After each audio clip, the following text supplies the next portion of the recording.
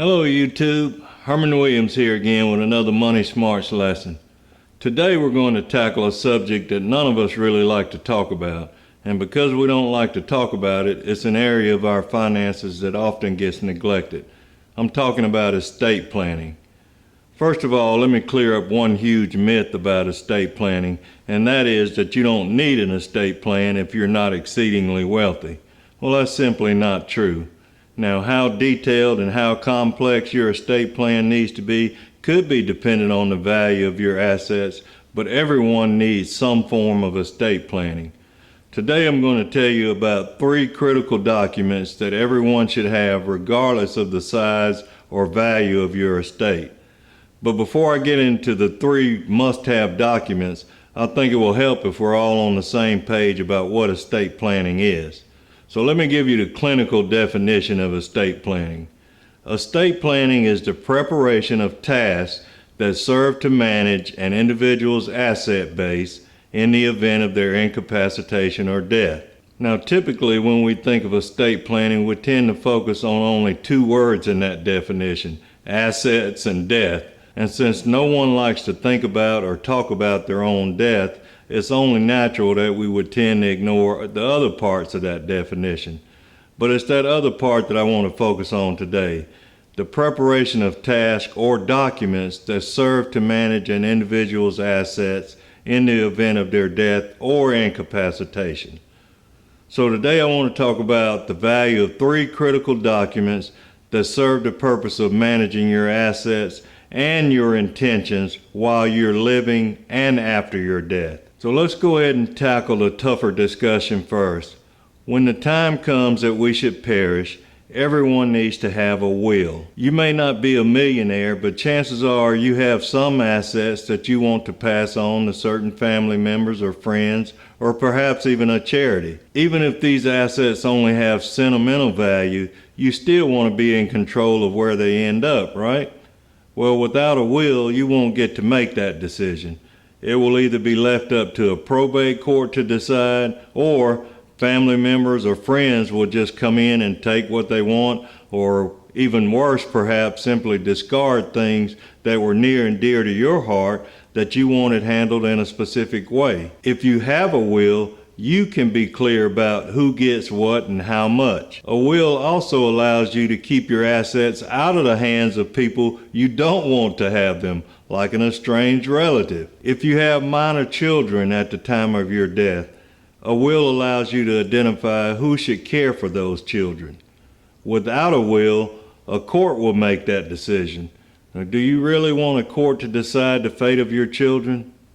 Another benefit of having a will is that it will speed up the probate process. Yes, a will still has to go through probate, but the process with the will is mainly to verify that the will is valid, that the assets still exist, and that any creditor concerns are addressed. With the will, you can also specify how the court costs will be paid. Without a will, a court will have to determine what the assets are, how much they're worth, and hear from anyone who thinks they have a claim, including those you would have excluded if you had a will. The process without a will is also lengthy and expensive. It could take up to 2 years to settle an estate without a will and cost thousands of dollars. At that point, the court costs could outweigh the value of the estate. And do you think any of your family or friends will step up and pay the court costs? Maybe, but probably not. In which case, the court will then be in charge of disposing of your assets in order to cover court costs. The bottom line is you need to have a will whether you're wealthy or not. The second document you need is a power of attorney. Actually, you need 2 power of attorneys, one for your finances and one for your health care. Now, you can choose either a durable power of attorney, which gives another person the legal authority to make legal decisions about your property, finances, or medical care while you are healthy, and it also remains in effect if you become incapacitated. Or you can choose what is known as a springing power of attorney, which only comes into effect if and when the creator becomes incapacitated. Now, conventional power of attorneys actually lapse when the creator becomes incapacitated. These can be very important and very useful documents, but you need to get them done before something happens to you. In order to create a power of attorney, the creator has to be able to prove that they are mentally competent. If you become incapacitated, that may be hard to do. I can tell you from personal experience, having gone through this process with my brother. It's a very sad story, and I'll spare you the details, but my brother ended up incapacitated after a series of strokes following a head injury. He ended up in a nursing home after leaving the hospital, but he was unable to walk, write, or speak, with the exception of one word. He could say yes, but he would say yes even when he meant no. Now, my sister and I could communicate with him well enough to know when he meant yes and when he meant no, although sometimes we weren't sure. We could also tell that he could understand what we were saying, he just couldn't verbalize his feelings.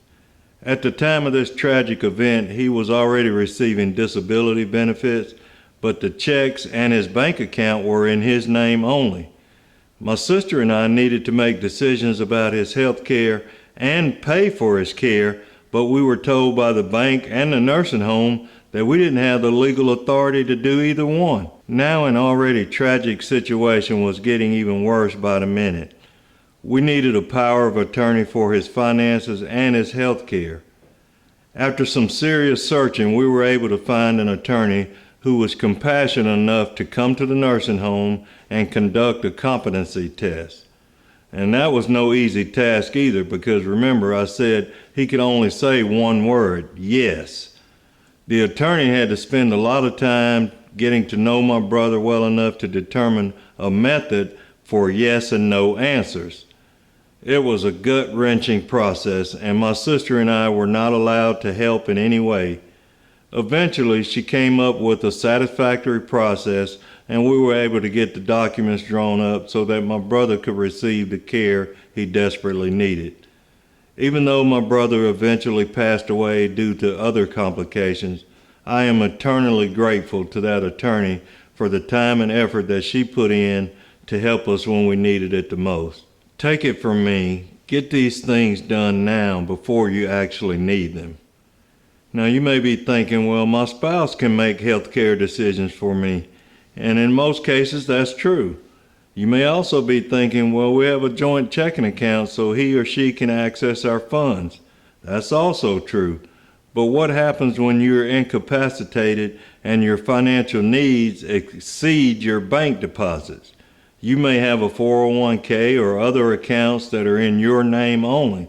Well, guess what? Your spouse can't legally access those funds, at least not while you're alive.